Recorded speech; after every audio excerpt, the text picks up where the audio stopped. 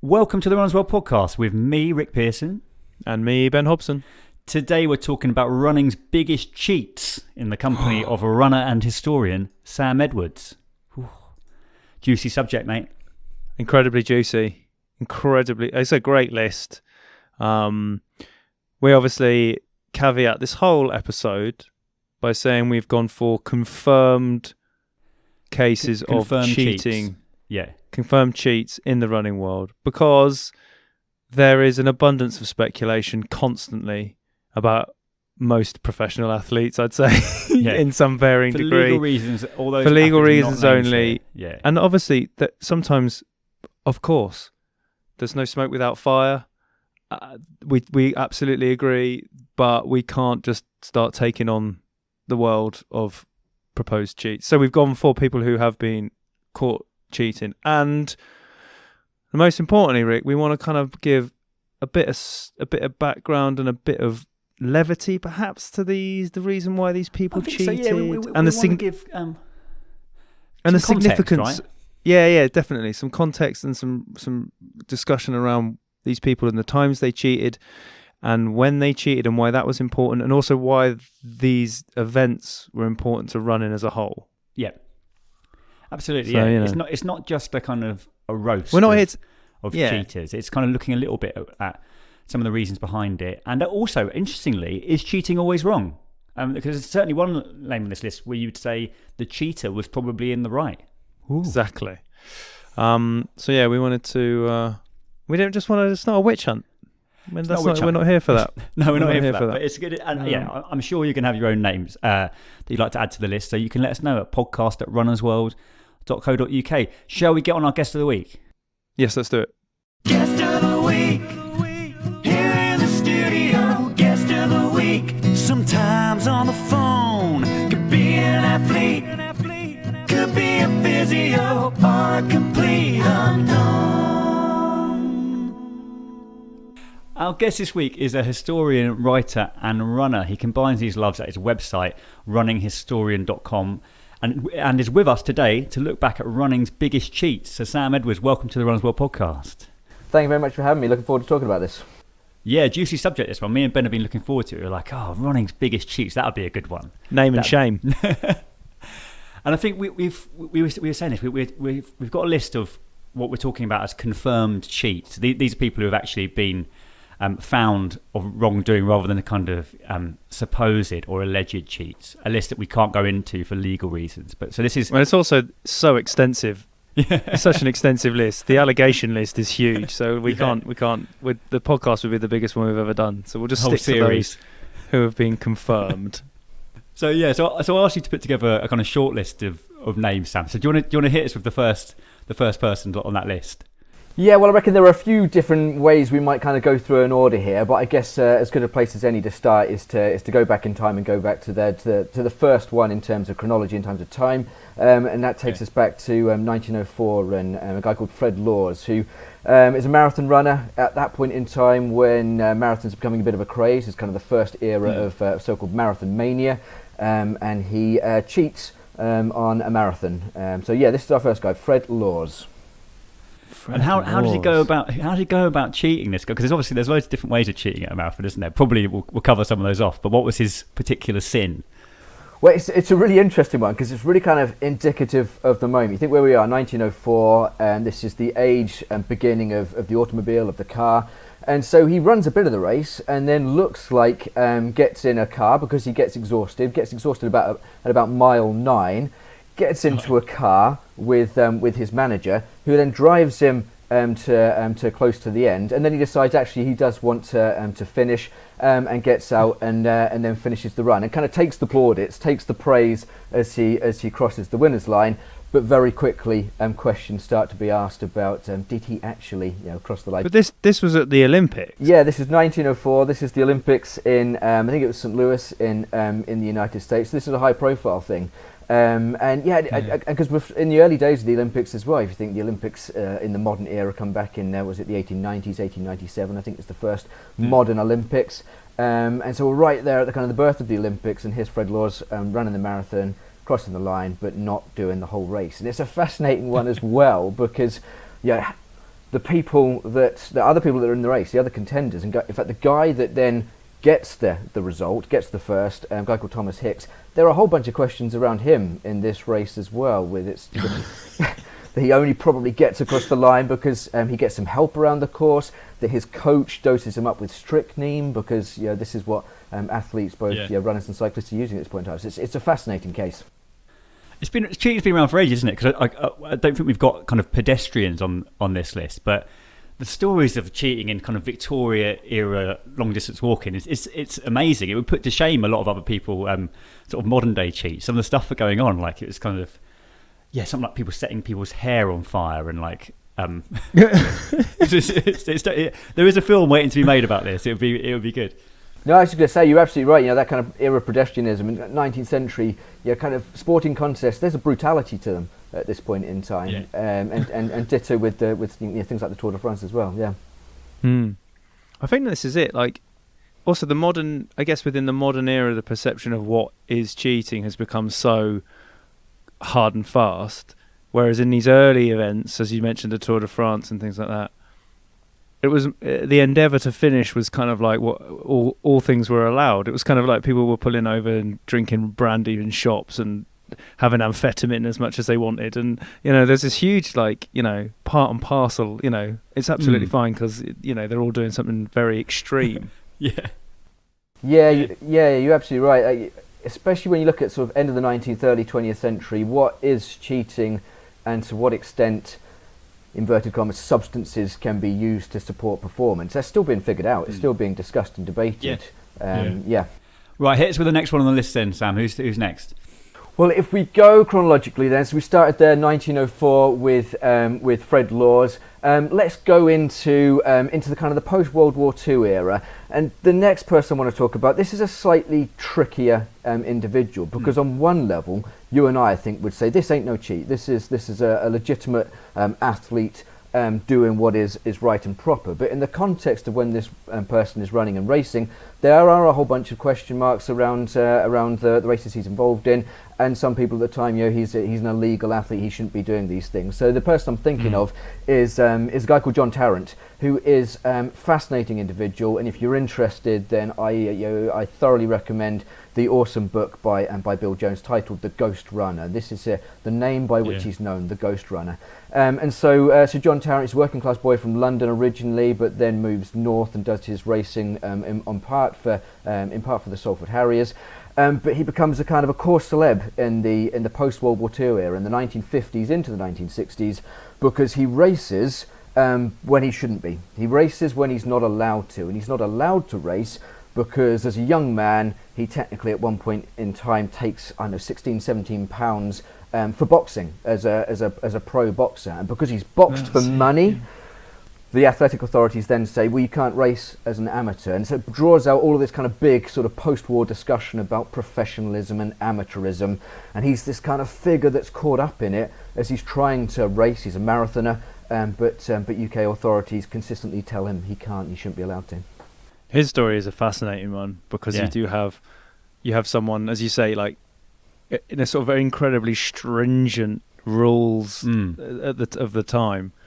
He boxed professionally, and we say won like about £1 or something, and then he wasn't allowed to run professionally or amateur. He wasn't considered allowed to run. So, but he was incredibly good. Like he was ghost running but winning. Like he was. That was the thing, right? And that's what was kind of almost the thorn in that kind of aggravated the whole situation, was that he wasn't just ghost running and sort of maybe having a good time. He was 40 absolutely seconds. smashing it. Yeah, he was awesome, and these cracking photos from the 50s and 60s of kind of some of these race meets, and he's just kind of emerging out of the crowd with his numberless vest and just storming off. And he's good. He's really good, and he's really good at the tough stuff. The big distances. He runs. He does the timed 100-mile. He does the London Brighton thing. He does the Comrades over in South Africa as well. This is a really tough runner in all senses of the phrase, I think. I think it's a really great inclusion, Sam, because it brings into question whether cheating is always the action of the kind of moral scoundrel, or whether there is actually a legitimate case for cheating sometimes. Because I think the inclination is to think cheats are always wrong, but actually you could say the system was wrong in this case, and John Tarrant was actually exercising his right to run and as a great runner, and he should never have been, looked at as a cheat. So I think it's a really interesting inclusion, because actually cheating's a little bit, it's not as black and white perhaps as some people would like to think. Yeah, and I think what comes through for me when you look at all the individuals that we're talking about is there is lots of grey here. We think it's black and white, it's right and wrong, but in actual fact there's lots of grey, and all of these individuals that get sort of caught for cheating. There's a whole bunch of other stuff happening at that same point in time. They're not isolated cases. It's not all just this is a bad and an evil person. It's a much kind of murkier situation often when you get these kind of celebrated stories of cheating and of cheaters. Yeah, I also think that John's story is interesting because it's a phenomenon within running which is kind of still very popular now.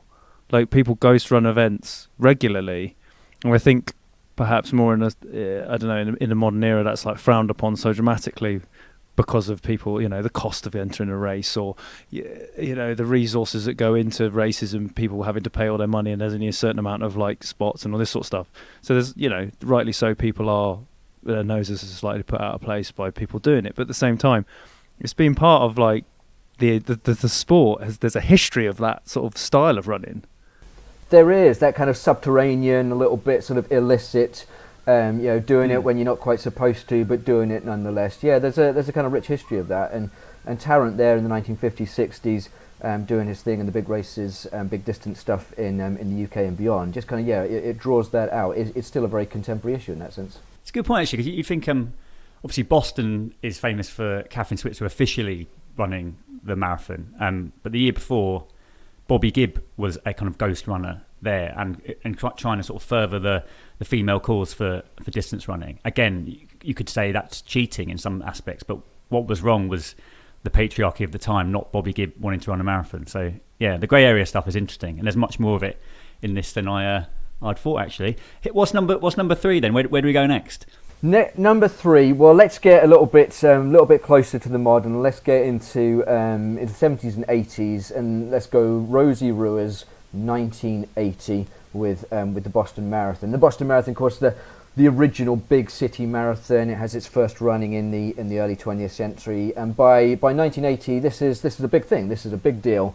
And the Rosie Ruehr's case is another fascinating one. And what interests me about lots of these examples is that the people we're talking about are often on some level kind of outsiders. They're people that have sometimes been dealt a bad hand in life. And Rosie Ruehr is herself, a fascinating individual, Cuban-American immigrant. And there in 1980, she takes the winning line at the marathon, but very quickly, once again, not unlike Fred Laws in 1904, questions are asked, and people are saying, did she indeed run the whole race? And it quickly emerges that she did not.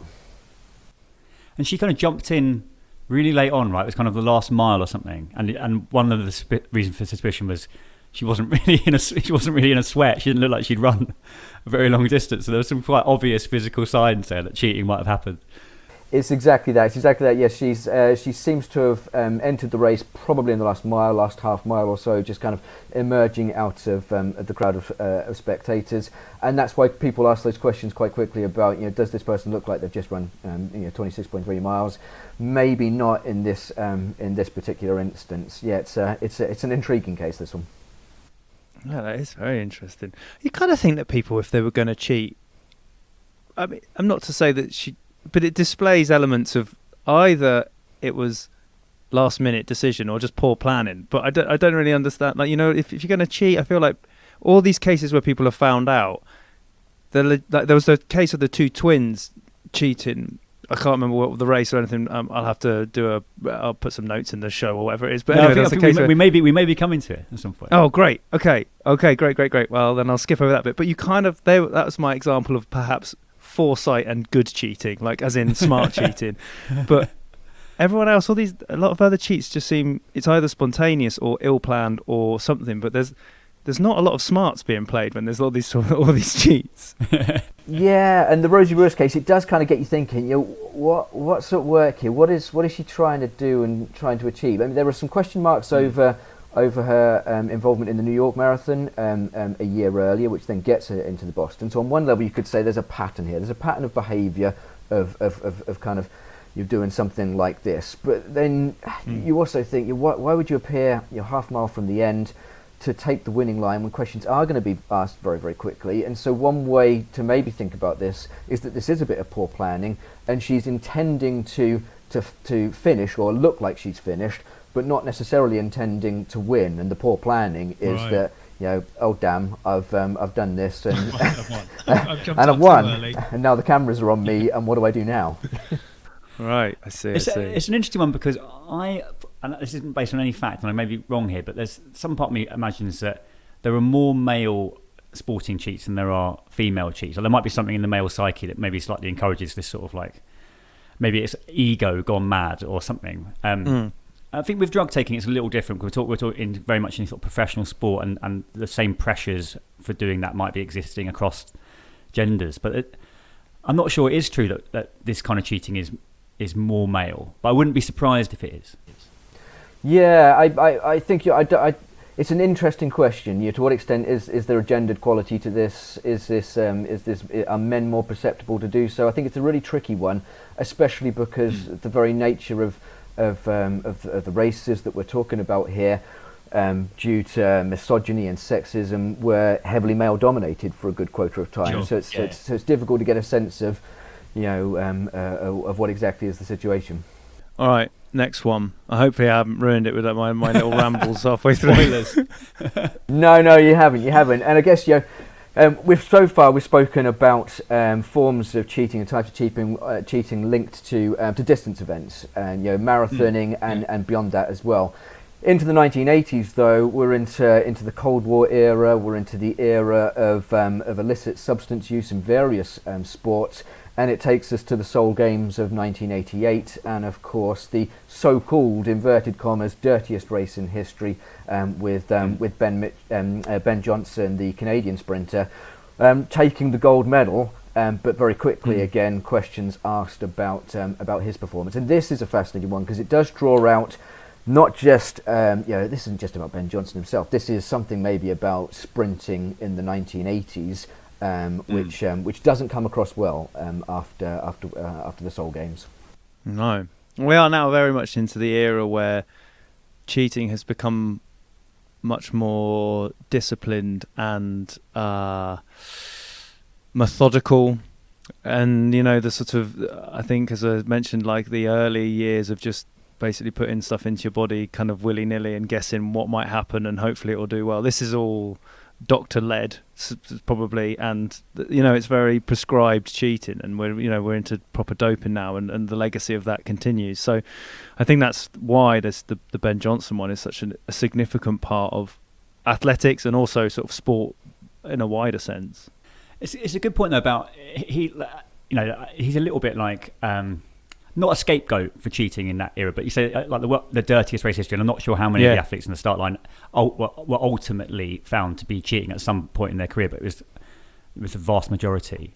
Yet Ben Johnson is kind of thought about as this cheat on a whole different level, and I think it's partly to do with the profile of the race in some ways. To win a gold and for it to be found to be wrong is quite shocking, isn't it? But in some ways I feel not sorry for him, but I think that there's a broader truth around sprinting, and he tends to be, he gets quite a hard time, I think, given some of the other sins that have gone on in and around him. I think you're absolutely right. I think that's fair, and I think I'm right in saying that of the 8 individuals that run that race, 6 will at some point in the course of their athletic career have question marks around their use of substances and such. So you're right. It's all too easy, I think, to just zone in and zero in on the individual. But in doing so, the risk is you lose sight of that kind of broader truth and that bigger picture. And this is an era where, as you say, these doping programs they are getting regulated and codified, but they're being organised. This is an organised program of kind of activity, especially coming out of some sporting states, which is very different to what we saw then in the first decade of the 20th century, where people are messing around with amphetamines and caffeine and even alcohol in the pursuit of performance enhancing.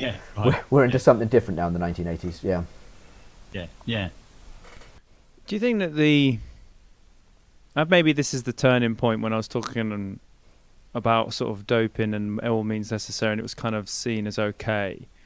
Do you think that there was this is the particular moment within running where, I mean, this is athletics, so it's hard to say across the sort of the more endurance thing, but is there a tipping point where doping suddenly was on everyone's radar and cheating from that capacity was way more of a sort of like considered and sort of criminalised part of the sport? I think the 1980s into the 1990s are a bit of our tipping point here, and I think partly there is that kind of interesting Cold War era context to this. Yeah, the 1980s is the era where lots of question marks are being asked about how some Soviet states and Soviet satellite states are using doping and performance enhancing drugs within their athletic programs. And then when the Cold War comes to an end at the 1980s, some of this stuff then starts now to get exposed and questions start to be asked. So I think it's the final kind of decade of the 20th century where there's that, as you say, sort of tipping point, and people are starting to become more attentive and more interested and more kind of questioning of what's been happening in certain sports, with athletics and sprinting being one example of that. Do you reckon do you think that kind of, to be ultimately like as cynical as possible, do you think that sort of the importance on it, or perhaps the sort of criticism around it, ties in with the Cold War stuff and the propaganda around sort of, as you say, the Soviet states being shown to be sort of awful places, and the sort of then like this was an easy way perhaps for the West to sort of go, oh, look at them all, like, da, da, da. But at the same time, this is absolutely all happening in the West, like it's unequivocally going on at the same time, but it's kind of the rhetoric around it is all very much tied in with the sort of like, look at the Soviet state, look at the control and the way that they're cheating and all that sort of stuff.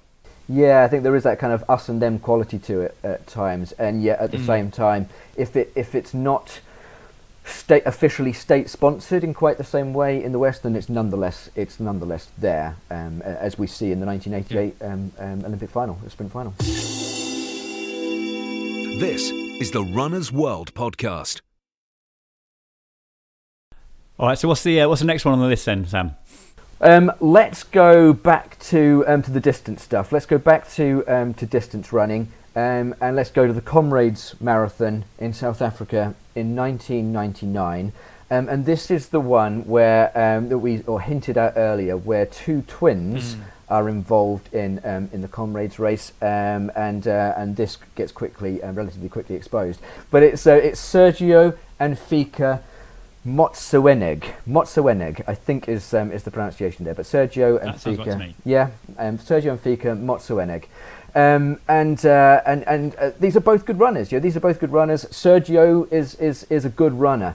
But the Comrades Marathon of 1999, Sergio enters it. He starts off, and then what seems to have happened is that at some point during the course of this race, he catches up with his twin brother. And they swap shirts, they swap numbers. They run off into a Portaloo, exchange vests. Then Fika runs a part of the race. Then back into out of sight, back into a Portaloo. Swap the vest again. Sergio comes back, and I think it's Sergio that ultimately crosses the line.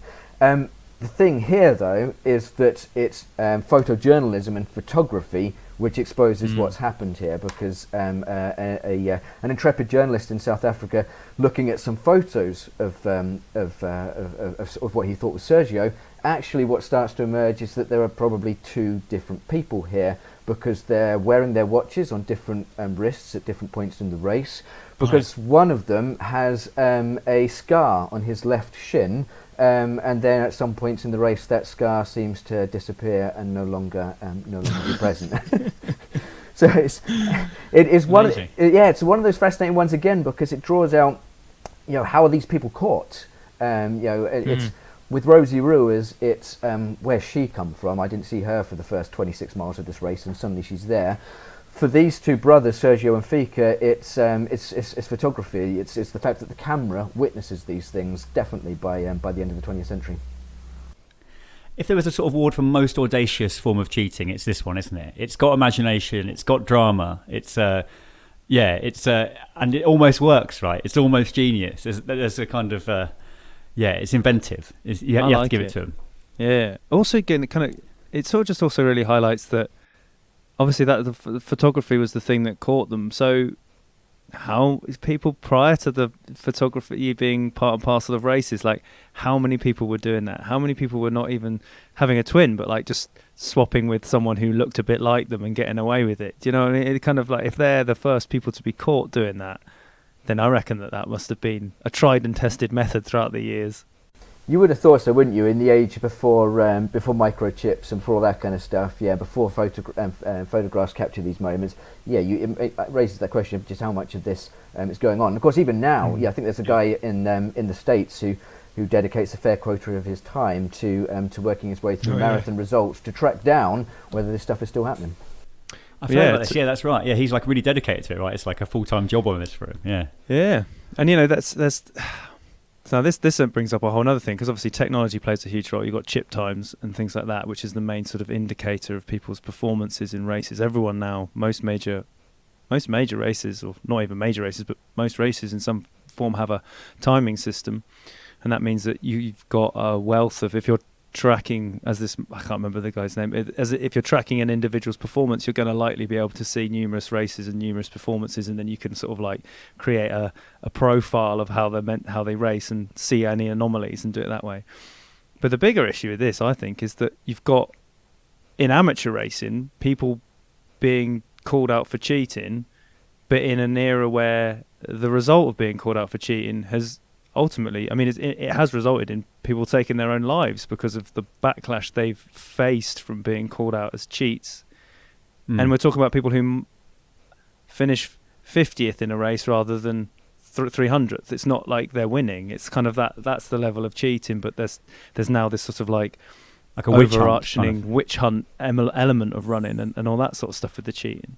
So I think that's it's really hard, Ben, isn't it? Because it's something that obviously rightly rankles people. Like they, huge fans of running. We all want fair play to be there. But you're right. Some of the psychology people who cheat might be quite vulnerable people to want to do that, particularly at an amateur level. Like it's a different podcast, isn't it? But why do people cheat particularly when there's no money involved? What's that about? Yeah, it's probably the behaviour of someone who's struggling and anyway. So then on top of that, to get the kind of like pile on online.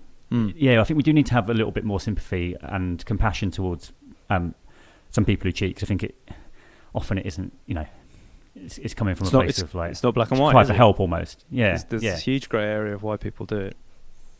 Yeah, I'd agree. It's a complicated area, and sometimes when I look at all of these instances and all these cases, and look at we're talking about a century of history here, and what comes through for me is that often the moments of cheating, the episodes of cheating, are kind of really revealing in that they suggest that at that particular point in time, running has real power and a real prestige and a real prominence, and it's all of that that is a part of the story of cheating, be it the marathon mania of the early 20th century, which is clearly a part of Fred Lawes' world, through to the 1980s and Rosie Rue's, where marathoning is again a really big deal. It's really, big city marathons are really taking off in the 1980s. So one way to look at it is to say it's about the individual. Another is to say, but what do the moments tell us about interest in running at particular points in history?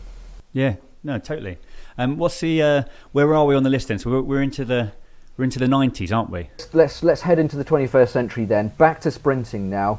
With Marion Jones, a celebrated athlete of the 2000 Games. I think winner of I think it was 5 medals. But again, this is an instance where the questions around the use of performance-enhancing drugs, doping tests, etc., and this is another athlete, not unlike Ben Johnson in 1988, whose career will be upturned on the basis of being accused of cheating and being accused of using substances. So it was a huge shock, wasn't it? It was a huge fall from grace. I think that's often a little bit like you were saying, Ben, when a celebrated athlete from the West this happens to, and you could absolutely say the same thing of like Lance Armstrong's probably the ultimate example of this, isn't it? Of like someone who is lauded who turns out to be cheating. It sends shockwaves through the sport, and I think Marion Jones definitely falls into that. It was like, oh my God, this hugely celebrated golden goal of running is actually, cheating. I think the personality of the athlete is always like, if they're as you say, the golden character. Like Lance Armstrong was always kind of he was a kind of like there's an evil guy. Like, do you know what I mean? Like the character to him was never quite as like. But Marion Jones was, she was friendly and had all these characteristics. That when it's when someone's incredibly pleasant and a super champion. You know what I mean? Like it makes it even harder. So yeah, I mean, I definitely this one. And it was her husband. Was it her husband who was a shot putter or javelin? And he was equally was involved in the sort of the doping and the whole process. That's right. I think some of the questions start to get asked because I think of that connection. It's CJ Hunter, and that link starts to provoke some of those questions. I think even before actually the 2000 Games, even so in the 1990s. But the 2000 Games is that big moment with those 5 gold medals, including of course in things like the relay. So this has implications for then other athletes. And their own medals and their own medal tally from that games, and it's something I think that Jones kind of protests for and resists for quite some time, but then I think it's in 2007 says no, this did happen, and I was wrong. When you were choosing kind of like sprinters for this, Sam, I guess there is a list, there's a longish list that you could pick from. In terms of criteria, was it the sort of level of fall from grace? Was it the seriousness of the crimes? What were you kind of looking for when you sort of had to whittle it down in sprinters? I think it was those kind of issues. I was thinking of it in terms of who is the individual? What did it mean for them in terms of their career? What did it mean, more broadly, and kind of when we're thinking about culture and society at a particular moment in time? What was the punch? What was the impact of the revelations around that particular individual? And I think the Ben Johnson case is really useful then, because it is so indicative of the 1980s and a bit of the of sprint culture in the 1980s. And then the Marion Jones case is interesting because it suggests the legacy of that culture, but it also then tips us over into the 21st century. Those 2000 Games taking us into a new century, and yet still it exposes these question marks over parts of the culture of professional sport. Yeah, exactly that. So where are we at? So we've got one more, and the final one then does take us into some of that complicated territory that we've been talking about so far. Yeah, we've talked about cheating in professional sports, in sprinting culture in the 1980s and early noughties. This final example, though, takes us into something far more local and something far more low key. And it's the Kielder Marathon of 2011 with an athlete by the name of Rob Sloan, and this is the more difficult case then, because this isn't a well-paid professional athlete or anything like this. This is an individual who I think, looking at it, makes a mistake, and I think runs about 20 miles of the Kielder Marathon, takes a stop, decides can't go on. Gets on the bus that's being used to ferry spectators around, but then gets a second wind, decides he does want to finishes the race. But as we've seen in some of the other examples, Fred Laws in 1904, Rosie Ruiz in 1980, question marks quite quickly emerge over did he do the whole distance? Did he finish the race in its totality? And what emerges is he accepts that he did not. Steve Cram, who's the race director, has a chat with him, accepts his apology. I think Steve Cram's line is that this is a mistake and a regrettable one, and tries to draw a line on it there. But it's an interesting case. Definitely. It's great to have one on the list. I think that isn't about Olympic medals or large amounts of money, because it's the sort of the psychology of cheating in amateur sport is really interesting. And this, like you say, this could literally be a bit of a mistake, couldn't it? Where you think you can't get on the bus, then okay, you should probably announce it before you finish. But you can kind of see how those events can happen without having to be a sort of complete scoundrel for that to take place. Yeah. And what comes to for me in all the cases again is, so on one level you start this, you think I'm going to see, am I looking for scoundrels here? Are there scoundrels?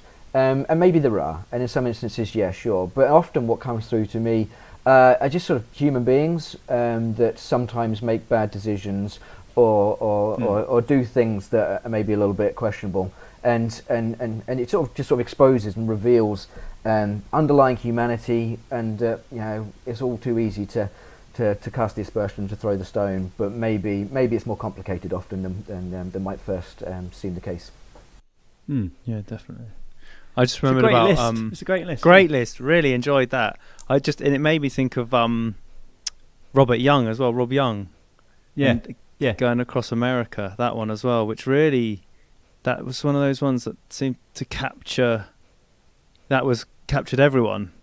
And the sort of like, because again, what was he getting from that? Do you know what I mean? Was there reward or wealth, or there was probably some sponsorship money in there or something. He was probably something that came off reasonably well, but kind of just wondering, when you see the career cheats, and they've absolutely got, Marion Jones would have been on a huge contract with Nike probably. There's huge amounts of money at play there. And Armstrong as well, we talked about him, and he was making millions and millions and millions and millions. So kind of you can see it, but to get a record, a fastest known time, or something, or a Guinness World Record for doing something, it's different, isn't it? It makes you think about what goes through. Yeah, it's like sometimes the reward is, as you say, it's going to be hard cash, it's going to be endorsements, it's going to be sponsorship, it's going to be money, it's all that sort of stuff. But then sometimes, in other eras and other contexts with other people, maybe it's celebrity, it's bragging rights, it's to be known, and especially if the thing that you're doing has a particular power and prestige at that moment. So if it's the early 1900s, then to be a marathon runner is a big deal. In the 1980s it is as well, and so maybe it's part of that as well. It's what does it mean if I say that I've done this at this particular point in time? What do I get from that for myself? Yeah. And I think that's a part of it. Yeah, definitely. Sam, thanks so much for coming on the podcast and putting together such an interesting list of running cheats. It was a really interesting subject. I'm sure our listeners have got a few. I'm sure we probably missed a few in their eyes. So let us know. Podcast@runnersworld.co.uk. I think the general audience will think we've missed a lot of people. But as we say at the beginning, we cannot talk about unconfirmed cases, because otherwise we'll get in trouble. No, absolutely. I thought we don't want the unconfirmed, and I thought as well it'd be nice to have a mix of the kind of the distance runners, the sprinters, from a reasonably long kind of 100 years or so, just to get a sense of who's done what at what points in time. No, it was absolutely that. So yeah, thanks again, Sam, for your time. Love to have you back on, talk about another some area of running history again. So we'd love to have you back on at some point, if that's all right. I would love to come back. It's been a pleasure. So that brings us to the end of this week's Runners World podcast. Thanks very much to our guest Sam Edwards, and to you, of course, for listening.